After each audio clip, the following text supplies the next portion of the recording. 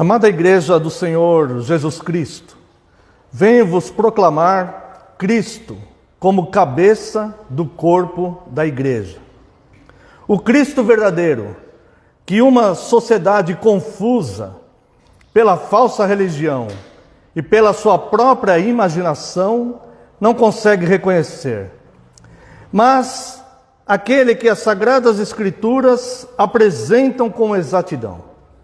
O ensino bíblico é que somos membros do corpo de Cristo e Cristo é a cabeça. Ora, a cabeça é que conduz o corpo pela orientação e direção da cabeça e sua ordem é que os membros se movem. No entanto, vemos pessoas e até instituições chamadas cristãs que não retêm a cabeça do corpo. Vivem segundo outros padrões de pensamento. Para identificarmos melhor essa situação e como saber se retemos de fato a cabeça do corpo, que é Cristo, vamos observar algumas dessas 3 referências bíblicas sobre Cristo. A primeira coisa que eu quero analisar com os irmãos aqui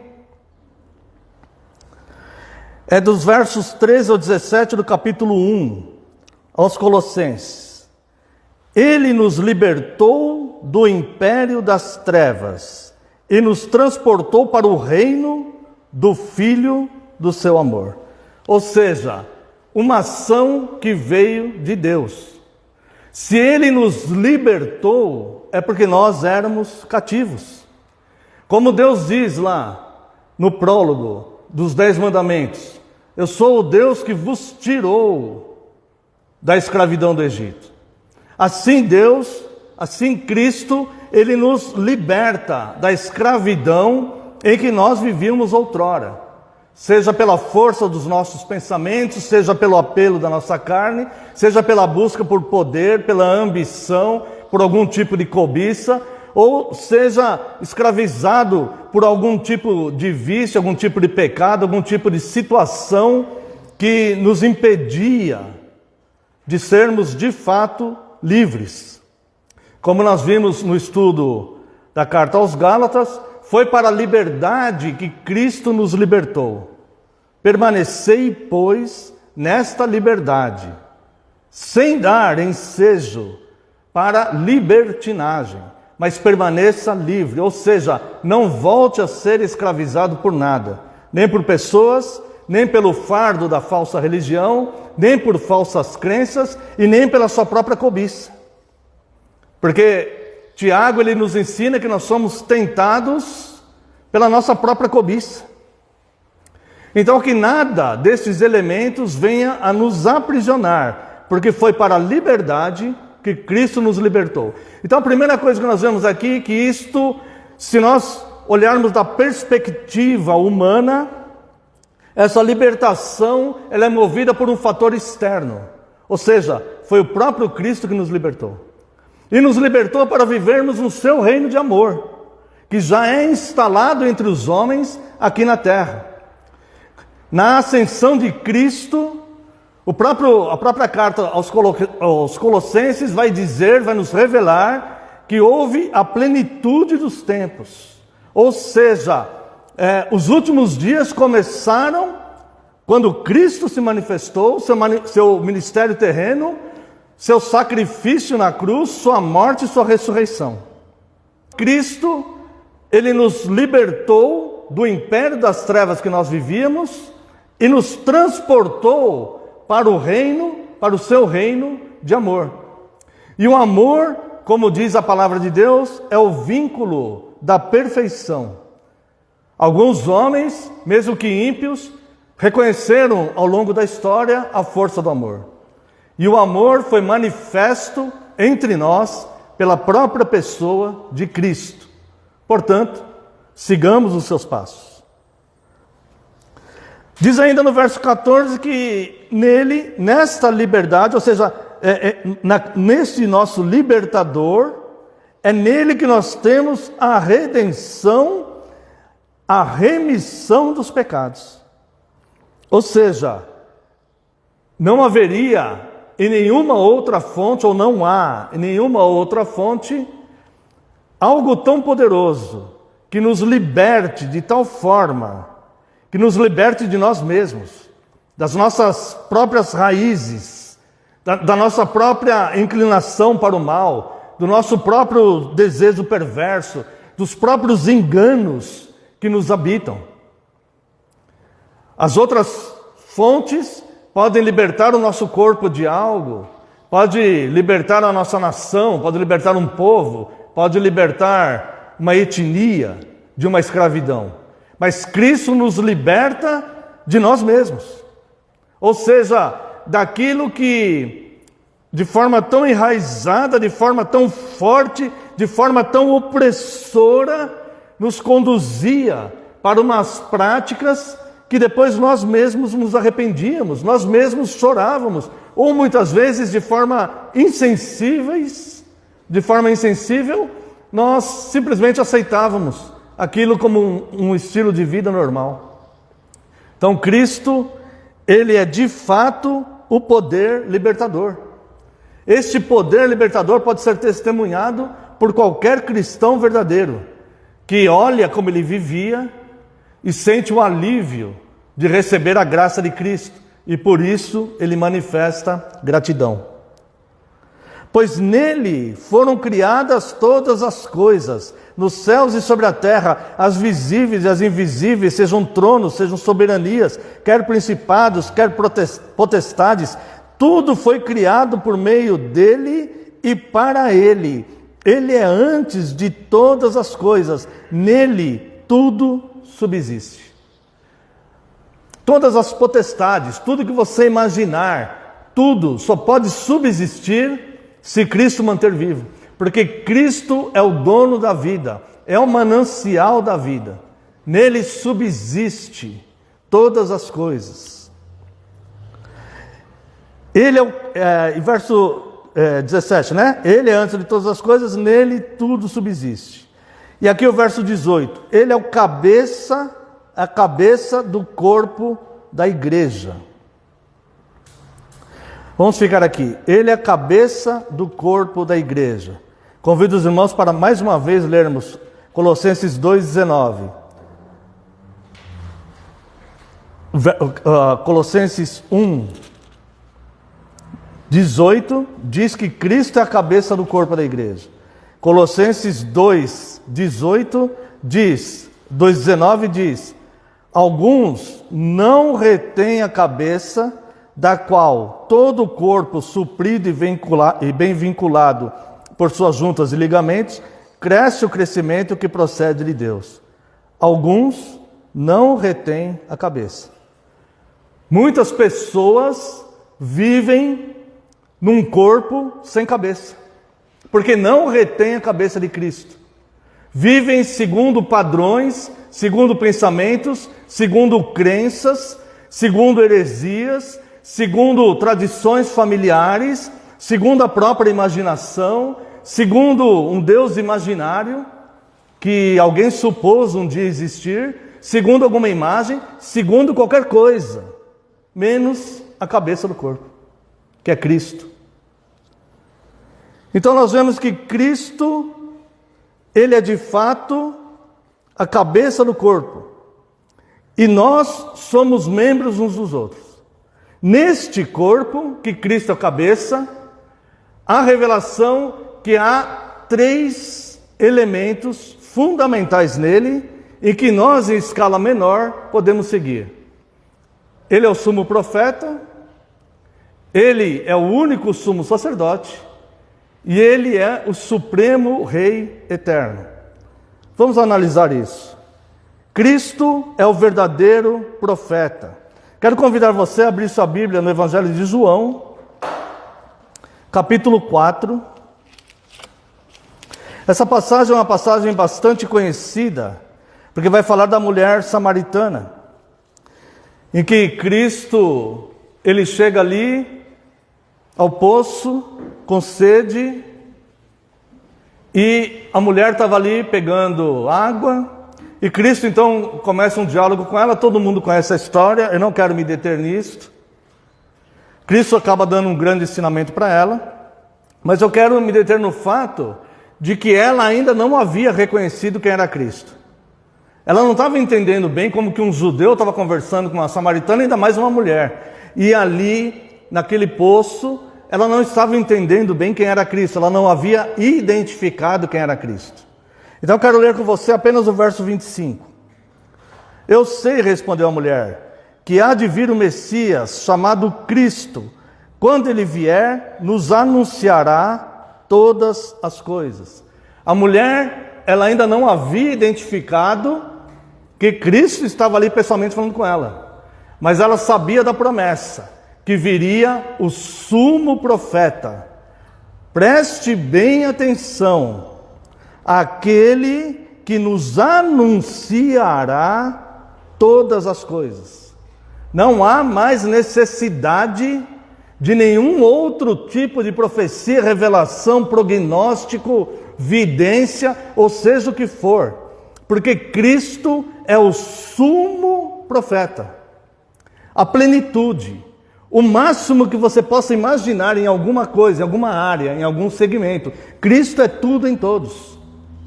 Ele preenche com a sua plenitude todas as coisas. E a palavra de Deus diz que é a palavra dele que sustenta todas as coisas, conforme nós lemos aqui em Colossenses.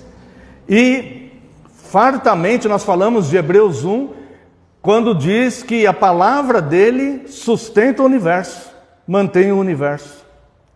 Note que não há necessidade de ajuda. A necessidade que nós temos é apenas fidelidade. Não há necessidade de ajudá-lo a profetizar. Ele é o sumo profeta que profetizou todas as coisas. Ele já nos ensinou todas as coisas através da sua revelação. Nós somos profetas dele no sentido de que somos fiéis ao que ele ensinou, ao que ele revelou, e não ao que nós achamos que ele venha nos falar.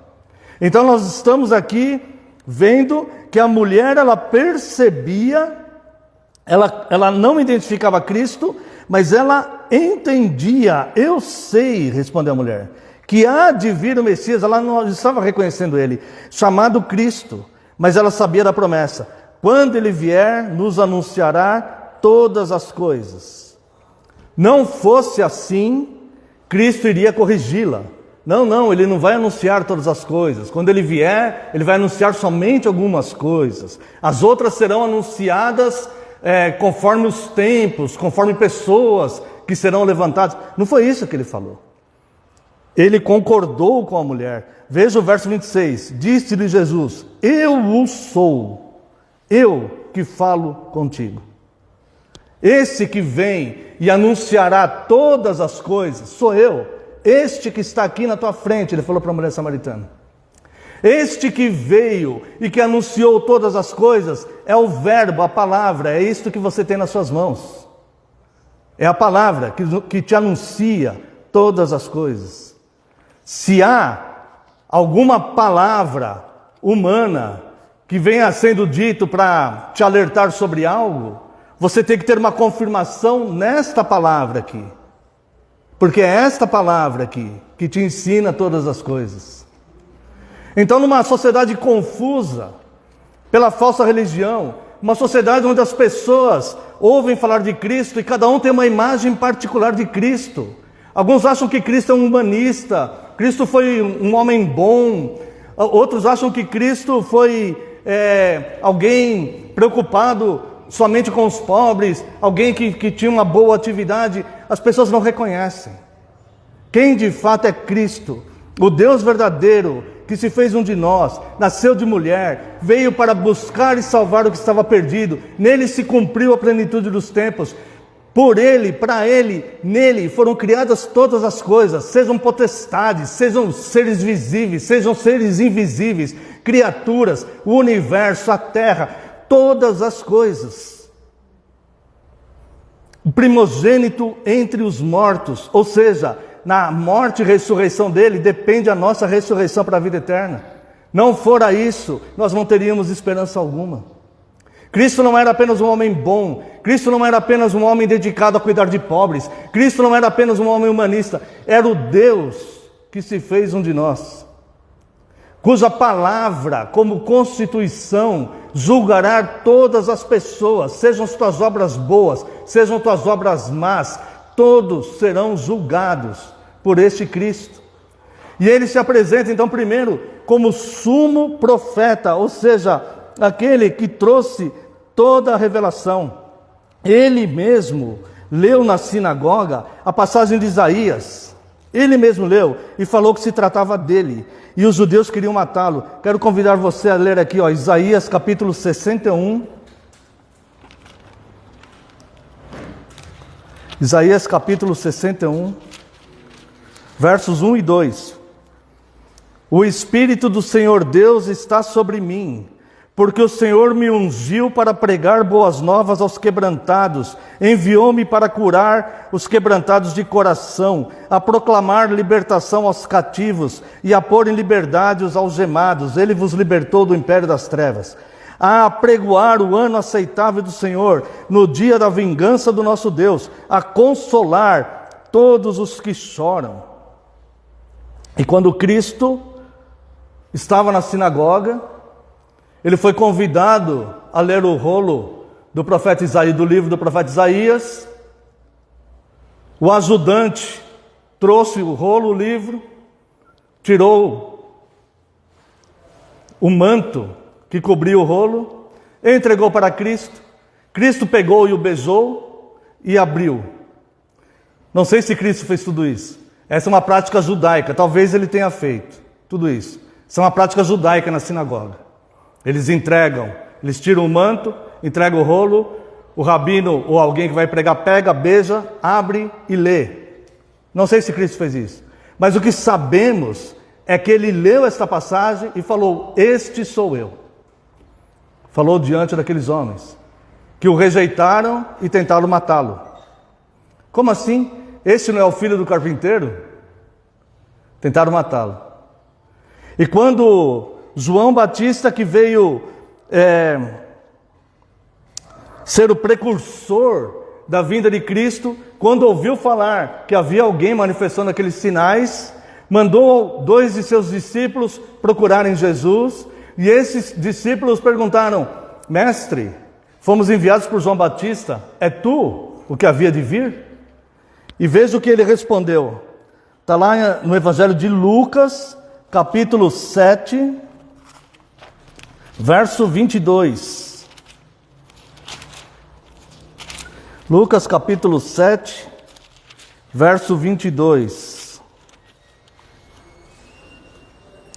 Então Jesus lhes respondeu: ide e anunciai a João o que vistes e ouvistes. Os cegos veem, os coxos andam, os leprosos são purificados, os surdos ouvem, os mortos são ressuscitados, e aos pobres anuncia-lhes o Evangelho. E bem-aventurado é aquele que não achar em mim motivo de tropeço. Uma sociedade confusa vê Jesus de várias maneiras. Mesmo este que foi profetizado, que veio de Deus e cumpriu as profecias. Ou seja, o verdadeiro Filho de Deus, que veio buscar e salvar o perdido, que nos libertou do império das trevas e anuncia o ano aceitável do Senhor.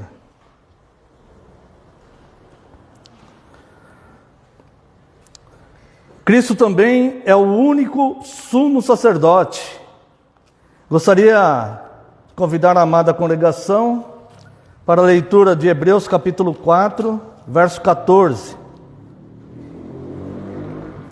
Tendo, pois, a Jesus, o Filho de Deus, como grande sacerdote,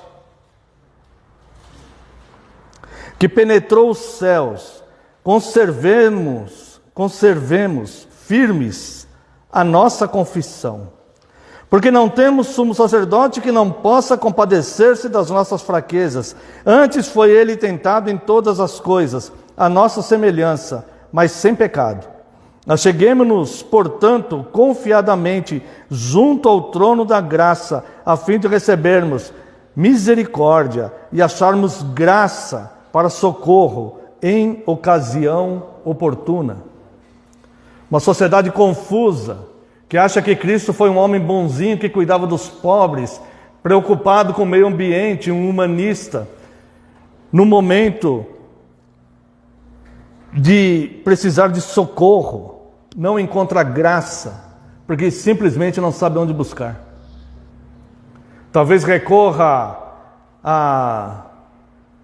o gerente do banco, talvez recorra a um amigo ou um parente influente, talvez recorra a uma falsa crença, fica tateando em diversos lugares, mas vai partir dessa vida sem alcançar consolo.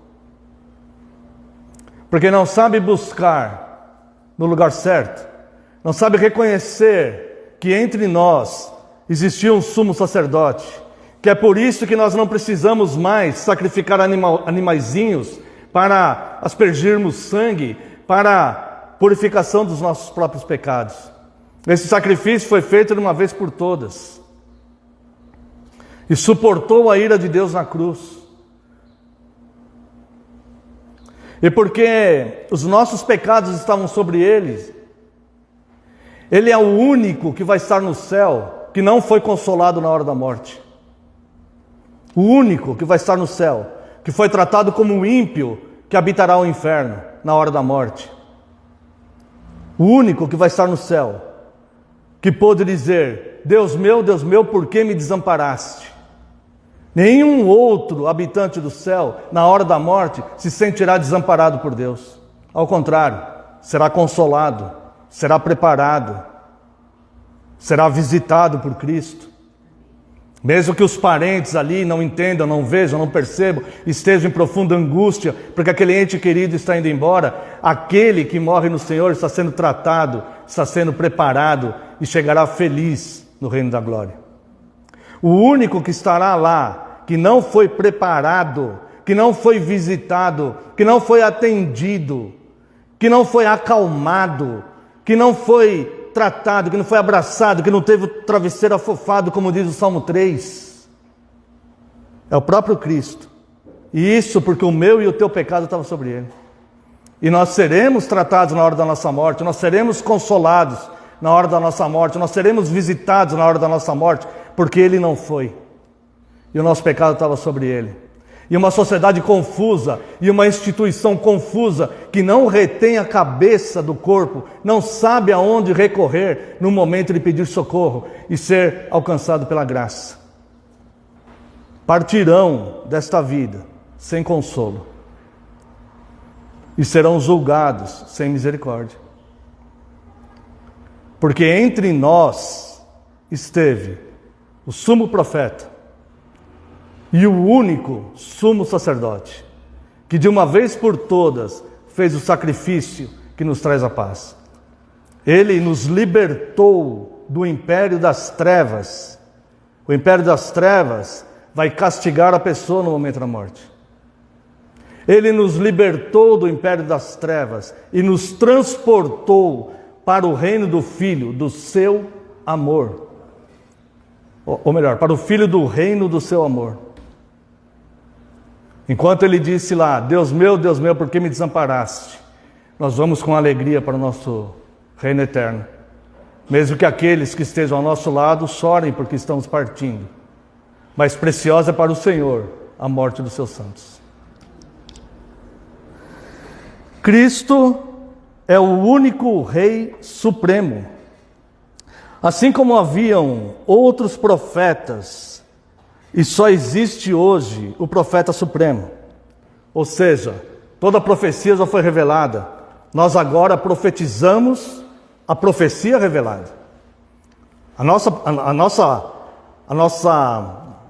nossa pregação profética é sobre a profecia já revelada.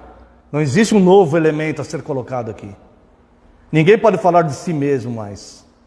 Aqui já foi colocada toda a profecia. Assim como existiam outros profetas, até que Cristo cumpriu a profecia. A palavra de Deus fala que João Batista foi o último profeta. É verdade que no início do Novo Testamento nós vemos outros ali. Aquela geração de João, os dons são irrevogáveis.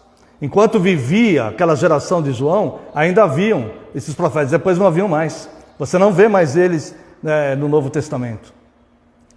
E aí, assim como haviam outros profetas, mas veio um sumo profeta, que é a plenitude da profecia. E hoje, os verdadeiros profetas profetizam esta profecia já revelada. Ou seja, os verdadeiros profetas hoje são fiéis à profecia já revelada. Não são prognosticadores, não são videntes. Ao contrário, a palavra de Deus fala, não haja adivinho em nosso meio.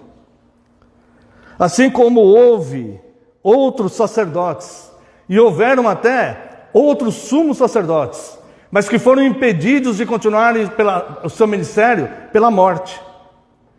Eram homens pecadores que aspergiam o sangue para perdão do pecado do povo, mas tinham que aspergir o sangue para perdão dos seus pecados também. O sacerdote, ele imolava um animalzinho do lado de fora do véu. Ele imolava o animalzinho, colhia o sangue, passava para o sumo sacerdote. O sumo sacerdote, então, aspergia aquele sangue para a remissão dos pecados daquele a quem trouxe o animalzinho para o sacerdote. Mas tanto o sacerdote que imolava o animalzinho, como o sumo sacerdote que aspergia o sangue, eles também precisavam fazer tudo isso para perdão dos pecados deles também. E a morte impediu eles, cada um deles, de continuar o seu ministério sacerdotal.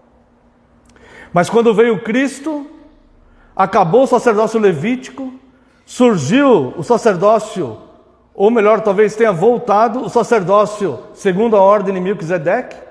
Cristo se tornou o único sumo sacerdote de uma vez por todas, que fez um único sacrifício, e não há mais necessidade de nenhum outro sacrifício.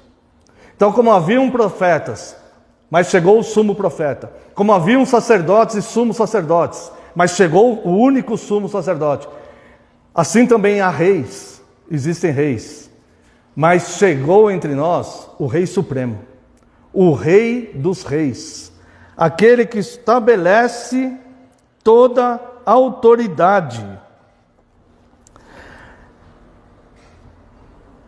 Se você quiser olhar comigo aqui, Salmo 89, a partir do verso 35. Salmo 89, a partir do verso 35.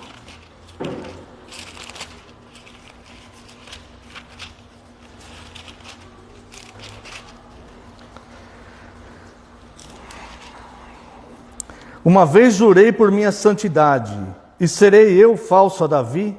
A sua posteridade durará para sempre, e o seu torno como o sol perante mim. Ele será estabelecido para sempre como a lua, e fiel como a testemunha no espaço. Aqui Deus, próprio Deus, dizendo que prometeu para Davi, que da sua linhagem viria o Rei eterno, que é Cristo. Uma profecia que foi cumprida em Cristo.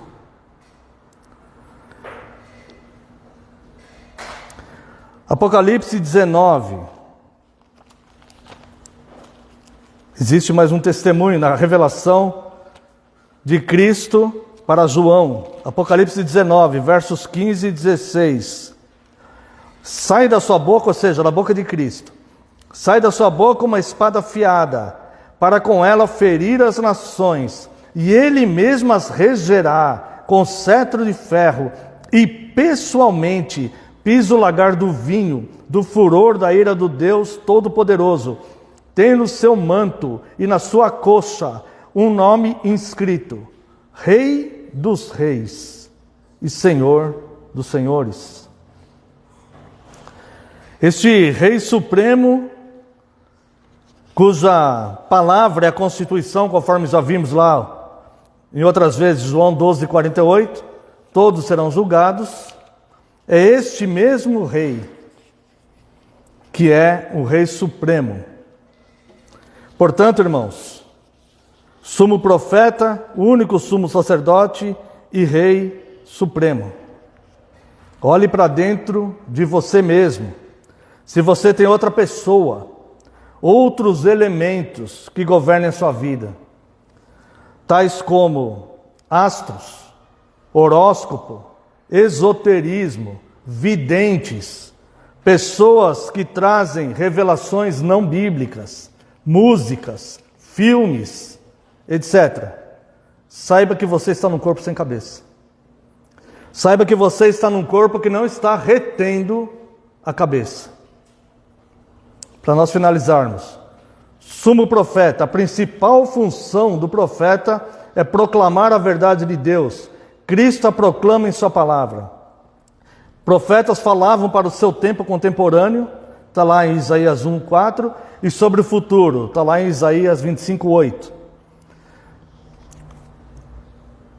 Toda a profecia, ela se refere à verdade de Deus, e não aquilo que nós desejamos que aconteça para as pessoas. Não é isso. Eu vou profetizar que Deus te abençoe, que você consiga esse emprego, vou profetizar que você case com essa pessoa que você gosta, vou profetizar que você consiga o seu diploma na faculdade. Não. Ninguém pode fazer isso. A profecia, ela tem que estar ligada à verdade de Deus, revelada pelo sumo profeta. O sumo sacerdote, uma das funções do sacerdote era fazer a expiação pelo pecado. Aqui em Hebreus 7:22, isso eu quero ler com os irmãos. Hebreus 7:22. Por isso mesmo,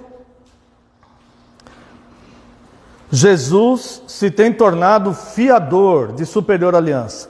Ora, aqueles são feitos sacerdotes em maior número, porque são impedidos pela morte de continuar. Este, no entanto, porque continua para sempre, tem o seu sacerdócio imutável. Por isso também pode salvar totalmente os que por ele se chegam a Deus, vivendo sempre para interceder por eles. Com efeito, nos convinha um sumo sacerdote como este, santo, inculpável, sem mácula, separado dos pecadores e feito mais alto que os céus. Veja como uma sociedade confusa não consegue reconhecer que Cristo, que eles pensam que apenas um homem bom, seja mais alto que o céu.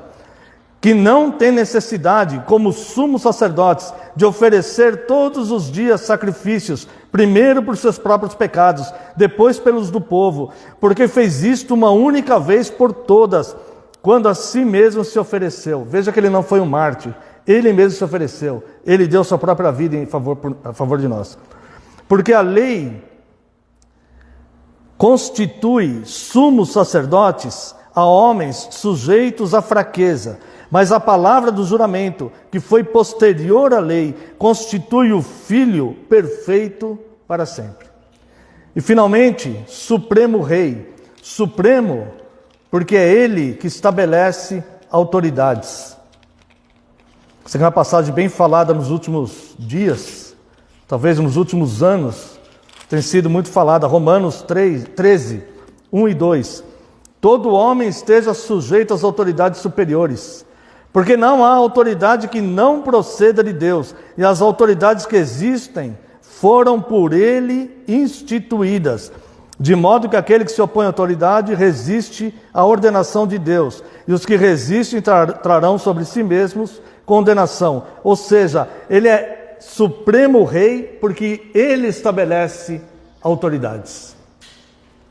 Então, irmãos, estamos diante daquele que se manifestou entre nós, que pessoas testemunhas oculares manifestaram, que morreu, ressuscitou e voltou, que as mulheres viram, os apóstolos viram, uma multidão de 500 pessoas viram, algumas pessoas escreveram dizendo: fui testemunho ocular disso, que é o caso de João, que é o caso de Pedro, por exemplo.